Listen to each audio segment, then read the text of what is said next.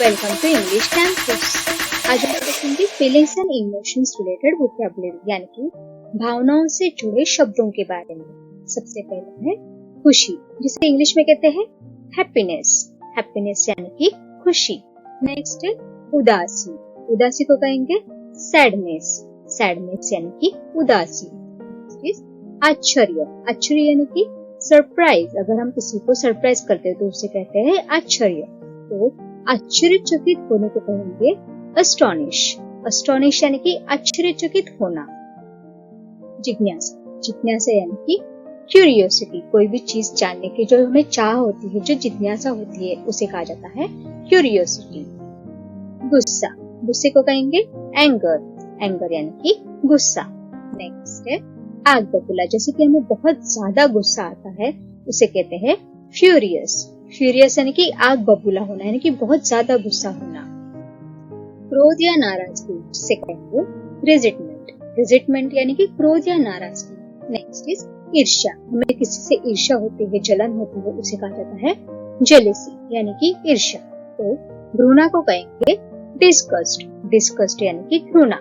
Next है उत्तेजना। उत्तेजना यानी कि कोई भी चीज करने के लिए हम उत्तेजित होते हैं और उसके बारे में सोचते रहते हैं, उसे कहा जाता है एक्साइटमेंट। एक्साइटमेंट यानी कि उत्तेजना। नेक्स्ट है उदासी। उदासी को कहेंगे बोर्डम। बोर्डम यानी कि उदासी। तो खुश या फिर अपना मन बहलाना को इंग्लिश में कहा जाता है अम्यूज्ड।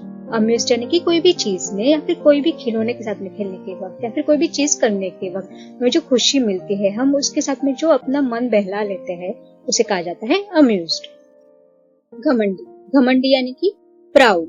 घमंडी यानी कि प्राउड। तो गर्व कहा जाता है प्राइड। गर्व यानी कि प्राइड।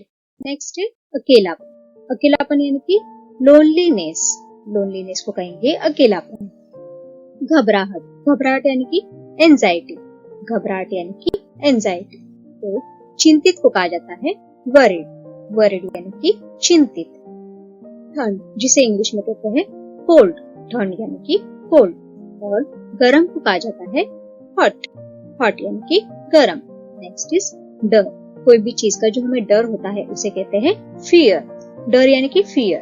तो जो इंसान डरा हुआ होता है उसे कहा जाता है स्केर्ड। डरा हुआ इंसान यानी कि स्केर्ड।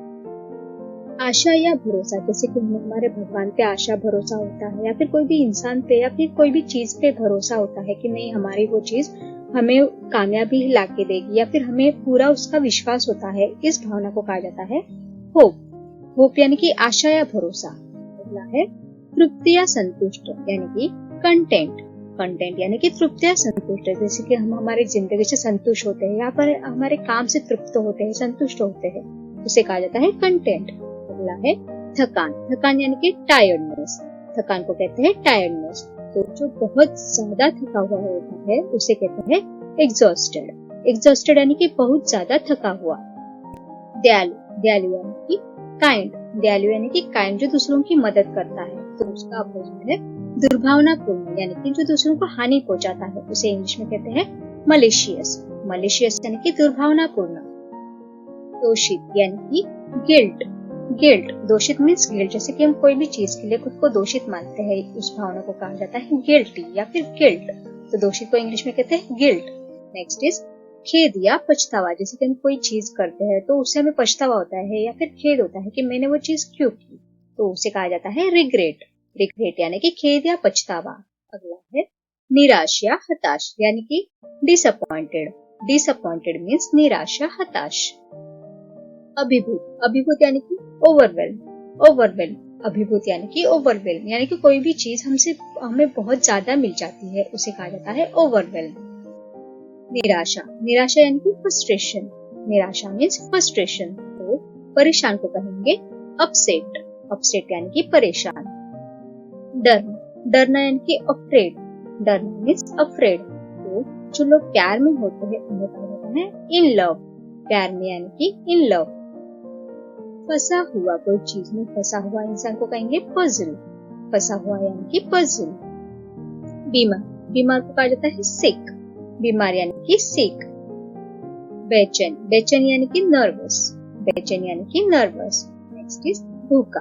भूखा मीन्स हंग्री। भूखा यानी कि हंग्री। तो प्यासा को कहेंगे थर्स्टी, प्यासा यानी कि थर्स्टी। राहत, राहत वाली जो फीलिंग होती है यानी कि राहत वाली जो भावना होती है उसे कहा जाता है इंग्लिश में रिलीफ, राहत यानी कि रिलीफ। गड़बड़, गड़बड़ी यानी कि हमें सोचता नहीं कि मुझे ये काम पहले करना चाहिए कि वो काम पहले करना चाहिए, उस गड़बड़ी को कहा जाता है कंफ्यूज, कंफ्यूज यानी कि गड़बड़ी। तो जो इंसान विचारशील यानी कि विचार पूर्वक कोई भी काम करता है उसे कहते हैं थॉटफुल, थॉटफुल यानी कि विचारशील। नेक्स्ट इज शिथिल, शिथिल यानी कि रिलैक्स, शिथिल यानी कि रिलैक्स। सहानुभूति, इसे कहेंगे सिंपैथी, सहानुभूति यानी कि सिंपैथी। तो हमदर्दी को हम कहेंगे एम्पैथी, हमदर्दी यानी कि एम्पैथी। नेक्स्ट इज सुस्त, जैसे कि हम सुस्त फील करते हैं यानी कि सोने जैसा हमें फील होता है उसे कहा जाता है स्लीपी, सुस्त यानी कि स्लीपी। हैरान, हैरान यानी कि शॉक, हैरान यानी कि शॉक। शर्मिला, शर्मिला यानी कि शाय, जैसे कोई कोई जो बच्चे होते हैं या फिर बड़े भी होते हैं जिनको ज्यादा खुल के बात करने को नहीं आता या फिर वो शर्मा जाते हैं कि मैं उनसे कैसे बात करूं या फिर मैं कैसे ओपन अप हो, तो उसे कहा जाता है शाय। नेक्स्ट है शर्मिंदा या लज्जित, यानी कि कोई भी काम करने पर हमें जो शर्मिंदगी आती है, जो हमें शर्मिंदा महसूस होता है, लज्जित महसूस होता है, उसे कहा जाता है अशेम, अशेम यानी कि शर्मिंदा या लज्जित। नेक्स्ट है शर्मिंदगी, शर्मिंदगी यानी कि एम्बैरेसमेंट, एम्बैरेसमेंट यानी कि शर्मिंदगी। Thanks for watching. Please do like, share and subscribe to my channel. Thank you.